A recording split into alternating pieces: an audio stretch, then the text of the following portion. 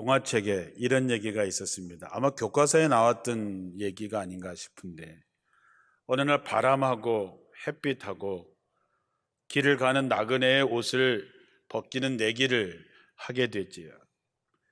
그래서 바람이 먼저 아주 강한 바람을 불어서 그 나그네의 옷을 벗기려고 하지만, 나그네가 바람이 강하면 강할수록 더욱 옷깃을 여미고 꽉 잡아서 바람이 옷을 벗기지 못합니다.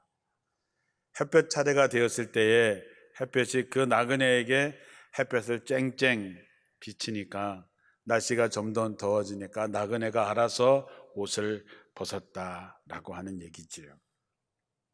다시 정리하면, 시험이라고 하는 것은 어떤 강한 힘으로 우리에게 다가오는 것이 아니라 부드러운 속삭임으로, 그럴듯한 말로, 문제될 것이 없는 것 같다는 생각으로 우리에게 다가오게 되고, 그것을 잘 분별하지 못하면 우리는 이기기 어렵다는 것을 알아야 됩니다. 예를 들어서 여러분이 텔레비전에서 홈쇼핑을 보거나 광고를 보게 되면 저것을 사야지 내가 행복해질 수 있다는 생각을 갖게 합니다. 시간이 얼마 남지 않았다, 몇 개 안 남았다 그러면 우리도 모르게 전화를 막 하고 있는 모습을 보게 돼서, 안 사면 후회해야 될 것 같아서 그 물건이 실제로 별로 필요하지도 않는데도 사는 경우가 많이 있습니다. 그런 사람의 심리를 이용하는 것이 광고인데, 우린 광고에 번번이 속아 넘어갈 때가 많이 있습니다. 마귀도 그런 우리의 마음을 이용해서 아주 다양한 방법으로 바람처럼 강하게 우리를 옷을 벗기려고 할 때도 있지만, 뜨거운 태양에서 우리를 옷을 벗게도 한다고 하는 것이죠. 여러분이 분별의 은사를 받으셔서 잘 분별해서 시험을 이겨내시기를 주님의 이름으로 축원합니다. 하나님의 형상으로 창조되었던 아담은 하나님의 영광을 드러내는 사명을 갖게 되고, 그래서 그 사명을 감당할 수 있는 권세인 세상을 통치할 수 있는 권세가 그에게 주어졌지만, 그는 마귀의 시험을 이기지 못하고 결국 사명도 이루지 못하고 결국 에덴에서 쫓겨나고 땅은 그들로 말미암아 저주를 받게 됩니다. 아담의 후손인 우리들도 끊임없이 에덴에서 유혹받았던 그런 시험을 받게 되고, 시험에 수많은 사람들이 넘어가 하나님의 뜻을 이루지 못하는 경우를 종종 보게 됩니다. 출애굽한 이스라엘 백성들도 40년 동안이나 광야를 지나면서 결국 시험에 넘어져서 가나안에 들어가지 못하는 불행한 사람들이 되었습니다. 시작은 참 좋았는데 끝이 좋지 않은 거지요. 사람들이 겪는 다양한 시험들은 예수님이 광야에서 겪었던 먹는 문제, 종교 문제, 권력의 문제로 상징되는 이 세 가지 시험을 우리도 받게 됩니다. 우리의 삶에 뗄래야 뗄 수 없는 일이기 때문이죠. 예수님은 하나님의 아들로서 자기에게 주어진 사명을 어떻게 이루어 가셨을까?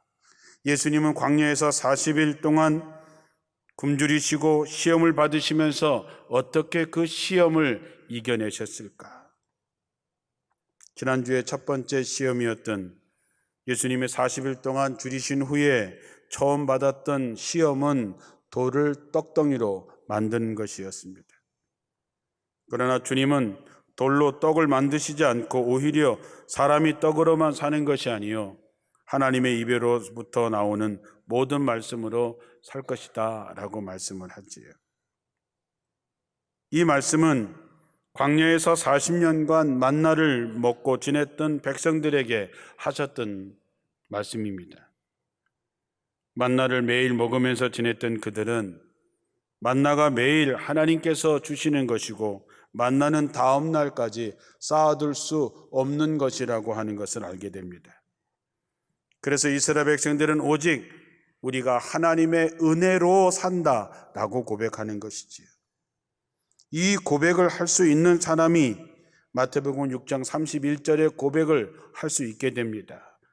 그러므로 무엇을 먹을까, 무엇을 마실까, 무엇을 입을까 하고 걱정하지 말라. 이런 것들은 모두 이방인들이 찾는 것이다. 하늘에 계신 아버지께서는 이 모든 것이 너희에게 있어야 할 줄을 잘 알고 계신다. 너희는 먼저 하나님의 나라와 하나님께서 의롭게 여기시는 것을 구하여라. 그리하면 이 모든 것을 곁들어 받게 될 것이다. 그러므로 내일 일은 걱정하지 말아라. 내일 걱정은 내일에 맡겨라. 하루의 괴로움은 그날 겪는 것만으로 족하다 그랬습니다. 하나님에 대한 신뢰가 있는 사람, 내가 무엇을 마실까, 무엇을 먹을까, 무엇을 입을까, 내가 얼마나 많이 모을까, 얼마나 더 큰 것을 차지할까 하는 사람은 이 고백을 할 수 없지요. 그러나 사람이 떡으로만 사는 것이 아니라 하나님의 입에서 나오는 하나님의 은혜로 산다고 고백하는 사람은 하나님의 나라와 그 의를 구하게 되고, 그때 모든 것을 더하시는 하나님의 은혜를 경험하기 때문에 그날의 괴로움은 그날의 족한 줄 알고 사는 것이지요. 이 시험의 최종적인 결과는 무엇으로 나타납니까? 예수님께서 유월절 최후의 만찬에서 자기 몸을 거룩한 떡으로 만드시고 자신의 몸을 우리에게 내어주시면서 이 떡을 먹는 자마다 산다라고 말씀합니다. 예수님의 몸이 떡이 되어서 영혼을 살리는 거룩한 떡이 되었다라고 하는 것이지요. 그래서 요한복음 3장 16절에 나오는 말씀처럼 하나님이 세상을 이처럼 사랑하사 독생자를 주셨으니 누구든지 저를 믿는 자마다 멸망하지 않고 영생을 얻게 된다 했습니다. 마귀는 두 번째로 예수님을 성전 꼭대기에 올라가게 하셔서 거기서 뛰어내리라고 합니다. 만일 내가 하나님의 아들이거든 뛰어내려라. 마귀는 시편 91편에 나오는 말씀을 얘기합니다.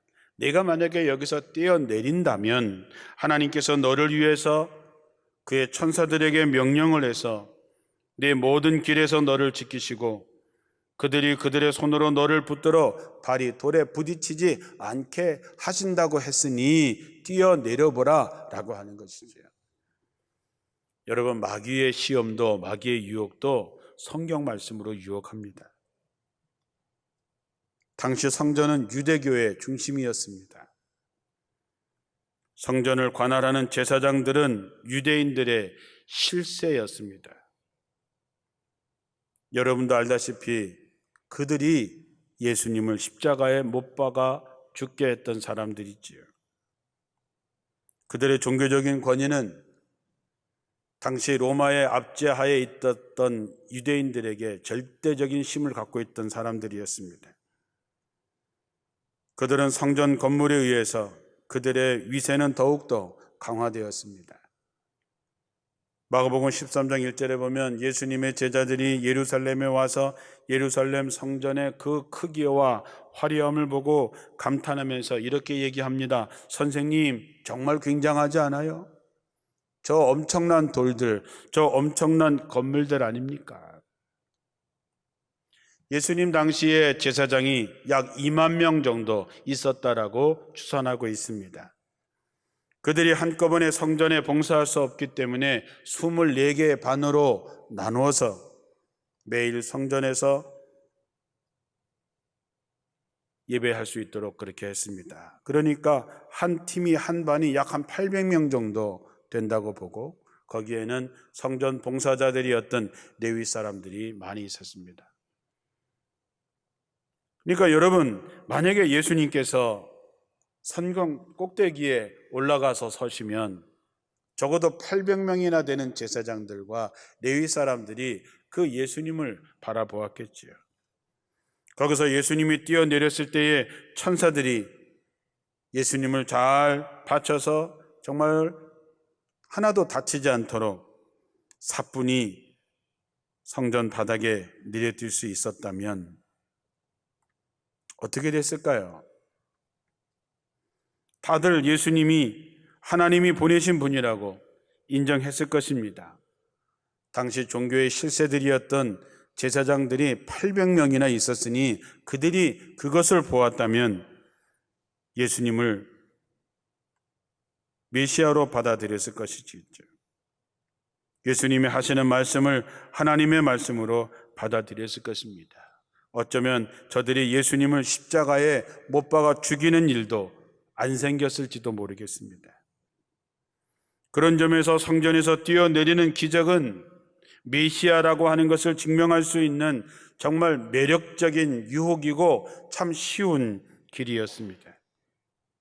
그런데 예수님은 그렇게 쉬운 방법을 택하지 않으셨습니다. 기적을 구하는 마귀의 요구에 따라 행동하지 않으신 것은 하나님께서 원하시는 일이 아니었기 때문입니다. 분명히 기적을 일으켰으면 많은 사람들이 환호하고 예수님을 인정하고 하나님을 찬양하게 되었겠지만 아마 그들은 계속해서 예수님에게 기적, 기적, 또 기적, 내가 원하는 기적, 우리가 요구하는 기적을 요구했을 것입니다. 그렇게 되면 하나님에 대한 유대인들의 주요 관심은 그들을 위한 하나님의 기적이지 하나님이 원하시는 관계를 회복하고 좋은 교제를 나누고 하나님의 말씀에 대한 순종이 결코 이루어지지 않았을 것입니다. 그러다가 자신들이 원하는 기적들이 이루어지지 않으면 하나님이 죽었나 보다, 하나님이 멀리 가셨나 보다, 더 이상 하나님을 믿을 필요가 없다고 얘기했을 것입니다. 기적을 중심으로 하는 사람들은 겉으로는 굉장히 열광적이고 종교적일지 모르겠지만 하나님을 참으로 예배하는 자가 될 수 없습니다. 사실 이렇게 기적을 구하는 것은 하나님에 대한 신앙이 아니라 하나님에 대한 시험이라고 성경은 이야기합니다. 예수님께서는 성전에서 뛰어내리라고 하는 마귀에게 신명기 6장 16절의 말씀을 이용해서 주 너의 하나님을 시험하지 말라라고 말씀합니다. 이 말씀은 출애굽기에 나오는 이스라엘 백성들이 하나님을 시험한 그런 이야기 속에서 나온 말씀입니다. 이스라엘 백성들이 광야를 지나가다가 무리바라고 하는 장소에 물이 없어서 하나님과 모세를 원망하게 됩니다. 하나님께서 모세에게 지팡이로 바위를 내리쳐 물을 내라고 명하셨고 바위에서 샘이 터지는 기적이 일어났었습니다. 그런데 이 성경은 이 사건을 하나님의 기적을 구한 이들이 하나님을 신뢰한 것이 아니라 하나님을 시험했다 이렇게 말하지요. 출애굽기 17장 7절에 그들이 여호와를 시험하여 이르기를 여호와께서 우리 중에 계신가 안 계신가를 하였다 그랬습니다.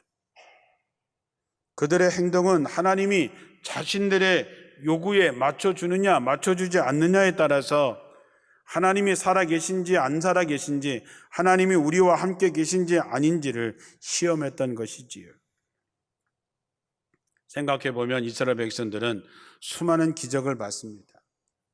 애굽에서 10가지 재앙의 기적도 보았고 홍해가 갈라지는 기적도 보았고 바위에서 샘이 터지는 기적도 보았고 만나와 메추라기의 기적을 날마다 경험하는 그들도 여전히 자신들이 원하는 것을 해주지 않으면 하나님이 계신가 안 계신가를 시험했다라고 하는 것이죠. 이런 신앙은 우상 숭배와 무속 신앙과 다를 것이 없습니다. 하나님과의 이런 관계는 하나님이 원하시는 방법이 아닙니다. 그래서 예수님은 그들의 호기심을 채워주는 기적을 행하지 않으셨던 것이지요. 오히려 나중에 성전에 들어가셔서 물건을 사고 파는 장사판을 뒤에 엎어 놓으시고 내 집은 기도하는 집이지 강도의 소굴이 아니라고 그들을 야단치시지요. 신앙은 내가 원하는 하나님을 구하는 것이 아니라 하나님이 원하는 자신이 되어가는 것입니다. 성전 꼭대기에서 뛰어내렸다면 좀 더 쉽게, 좀 더 확실하게, 좀 더 편안하게 예수님이 메시아임을 증명할 수 있었겠지만 예수님은 오히려 성전을 정화하고 그것 때문에 죽을 위기에 처하게 됩니다. 예수님에게는 그런 능력이 있으십니다. 뛰어내려도 다치지 않는 능력이 있으셨겠지만 그 능력을 자기를 위해서 사용하는 것이 아니라 하나님의 뜻을 이루는 데, 순종하는 데 사용하셨습니다. 자기를 위해서 기적을 베풀 수 있는 능력을 가졌음에도 불구하고 하나님의 뜻을 순종하기 위해서 십자가에서 죽으신 분입니다. 사랑하는 성도 여러분, 구원의 사명을 감당하기 위해서 주님은 권세와 능력을 그것을 위해서 사용하신 것입니다. 하나님이 원하시는 길, 자기를 포기하고 자기 십자가를 지고 주님께서 그 길을 갔던 것처럼 여러분도 자기 십자가를 지고 주님의 길을 따르는 구원을 이뤄가는 사명 감당하는 여러분들이 되시기를 축원합니다. 마지막으로 마귀는 높은 산에서 온 천하를 보여주면서 내게 한 번만 절하면 이 천하의 모든 것을 주겠다고 말씀합니다. 만일 내게 엎드려 절하면 이 모든 것을 내게 주겠다. 참 매력적인 말이지요. 세상의 통치를 하는 데 있어서 가장 확실하고 쉬운 길은 힘을 가지고 있는 것입니다. 사탄은 그 힘을 주겠다라고 하는 것입니다. 예수님에게 내 말 한마디면 세상에 다 뒤집어질 수 있는 힘을 줄 테니 나한테 한 번만 절해라고 하는 것입니다. 그 방식이 세상의 방식입니다. 지금은 로마가 전 세계를 장악하고 있습니다. 이스라엘도 로마의 압제에 시달리고 있는 상황이었습니다. 비록 지금은 로마가 장악하고 있지만 이스라엘의 독립군이었던 열심당원들이 만약에 엄청난 힘을 갖게 된다면 아마 그들이 로마를 지배했겠지요. 힘이 있으면 더 많이 가지려고 하는 것이 세상의 법칙입니다. 러시아가 우크라이나를 침공한 것도 같은 맥락이지요. 그러나 여러분, 하나님이 가장 싫어하시는 것이 무엇입니까? 힘 있다고 힘 없는 사람에게 갑질하는 것, 하나님께서 가장 증오하시고 가장 싫어하시는 것입니다. 내게 힘이 있다고 하는 것은 힘이 약한 사람을 돌보라고 하는 것입니다. 내가 부자가 됐다는 것은 가난한 사람을 돌보라고 하는 것입니다. 이스라엘 백성들은 예수님이 능력을 가지고 로마로부터 자기들을 구원해 줄 거라고 기대했지만 예수님은 그런 방식으로 그들을 구원하지 않으셨습니다. 이스라엘 백성들은 예수님에게 눈은 눈으로, 이는 이로 갚아야 된다고 얘기하지만 예수님은 원수를 사랑하고 그들을 위해서 기도하라고 가르쳤습니다. 로마가 세상을 통치하는 힘의 논리가 아니라 하나님은 선으로, 사랑으로 세상을 통치해야 된다고 가르쳤습니다. 마태복음 26장에 보면 가룟 유다가 사람들을 데리고 예수님을 잡으러 오게 됩니다. 그때 예수와 함께 있던 자 중 하나가 칼을 빼서 대제사장의 종의 귀를 자른 사건이 일어나게 됩니다. 요한복음 18장의 10절에 보면 그 사람이 베드로가 대제사장의 종 말고의 귀를 잘라버렸다라고 나옵니다. 그때 예수님께서 이렇게 말씀하십니다. 내 칼을 도로 칼집에 꼽으라. 칼을 가지는 자는 다 칼로 망하느니라. 너는 내가 내 아버지께 구하여 지금이라도 12군단이 더 되는 천사들을 보내게 하실 수 없다고 생각하느냐? 내가 만일 그렇게 하면 이런 일이 있으리라고 한 성경이 어떻게 이루어지겠는가? 주님은 하늘의 천군 천사의 12군단을 더 동원할 수 있는 능력을 갖고 계시겠지만 그러나 그 힘을 사용하게 되면 하나님의 구원의 역사, 성경에 예언한 것이 이루어질 수 있겠느냐라고 하면서 베드로를 야단치는 장면이 나옵니다. 한 번만 절하면 세상을 다스릴 수 있는 힘을 준다고 했지만 예수님은 그것을 거절하십니다. 그것은 하나님의 방법이 아니기 때문이죠. 예수님께서 부활하신 후에 제자들을 산에 부르시고 이렇게 말씀하십니다. 하늘과 땅의 모든 권세를 내게 주셨으니 그러므로 너희는 가서 모든 민족을 제자로 삼아 아버지와 아들과 성령의 이름으로 세례를 주고 그랬습니다. 예수님은 십자가에서 비참하게 돌아가셨습니다. 무기력하게 돌아가셨습니다. 모욕을 당하면서 세상의 패배자로 끝난 것처럼 보였습니다. 마귀에게 절 한 번만 하기만 했어도 세상의 모든 권력을 갖고 있는 분이 될 수 있었음에도 불구하고 그것을 거절하고 무기력하게 십자가에 달려 죽으셨습니다. 그런데 오늘 말씀에 뭐라 그랬습니까? 하늘과 땅의 모든 권세가 내게 있다 그랬습니다. 하나님의 뜻을 이룬 예수님에게 하늘과 땅의 모든 권세를 하나님께서 주셨다라고 하는 것이죠. 마귀는 자기에게 절 한 번만 하면 가장 쉽게 권세를 얻는다고 했지만 마귀는 그걸로 예수님을 넘어뜨리려고 했지만 주님은 마귀를 물리치고 하나님의 뜻을 택함으로 하늘과 땅의 진정한 권세를 갖게 되셨다라고 하는 것이죠. 우리는 세상에 살면서 떡과 성전과 세상의 권세 안에서 살아가고 있지요. 우리는 그저 떡만으로 배부를 수 있다고 생각합니다. 기적이 일어나는데 휩쓸리기도 하지요. 나무 위에 올라서는 것이 승리라고 말하면서 살아가고 있습니다. 그러나 하나님의 방법은 그것이 아니지요. 광야의 시험을 이기신 예수님은 우리가 매일 한 그릇의 밥을 먹을 때마다 만나를 내려주신 하나님의 은혜와 함께 먹고 우리가 물질을 사용할 때는 청지기의 사명을 가지고 살아가라고 말씀합니다. 하나님을 믿을 때 기적보다 순종을 먼저 구하는 참된 신앙인이 되라고 말씀합니다. 세상 권세의 힘이 아니라 섬김과 사랑의 힘으로 세상을 구하라고 말씀합니다. 우리에게 날마다 다가오는 이 세 가지 시험을 예수님처럼 하나님의 뜻을 묻고 하나님의 말씀으로 승리하는 여러분들이 되시기를 주님의 이름으로 축원합니다.